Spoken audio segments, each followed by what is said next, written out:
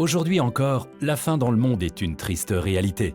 La DDC dispose bien entendu d'une division qui intervient en cas d'urgence quand il n'y a plus rien à manger dans une région du globe, mais mieux vaut tout de même ne pas en arriver là.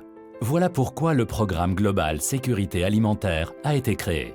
Partout dans le monde, les maladies des plantes provoquent régulièrement des pertes de récolte. Pour y remédier, de bons conseils sont toujours utiles. C'est pourquoi la DDC soutient le projet PlantWise, qui contribue à la création de cliniques phytosanitaires dans le monde entier. Ces cliniques sont souvent de simples bureaux sur les marchés locaux. Les fermiers y font examiner leurs plantes malades afin de savoir quelles mesures ils doivent prendre pour lutter contre une infection donnée. Les cliniques phytosanitaires emploient du personnel local formé au préalable à devenir des médecins des plantes. L'apport de PlantWise est donc organisationnel. Qui est le bon partenaire local pour créer une clinique phytosanitaire ? Comment associer le ministère de l'Agriculture au projet ? Quels sont les obstacles à surmonter ?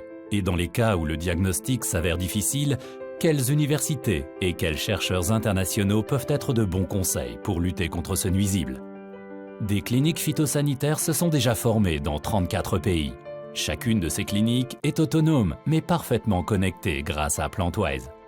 Les informations récoltées sur le terrain au sujet de la maladie sont enregistrées dans une banque de données. Cela permet de détecter rapidement la propagation d'une épidémie et de fournir aux chercheurs des informations importantes sur l'espèce du nuisible qui en est responsable. Cette banque de données facilite aussi l'intervention des médecins des plantes en les informant sur les moyens de protection interdits ou nocifs.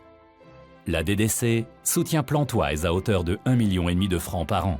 De cette manière, elle dispense indirectement des conseils à 2 millions de fermiers dans le monde qui nourrissent 8 millions de personnes.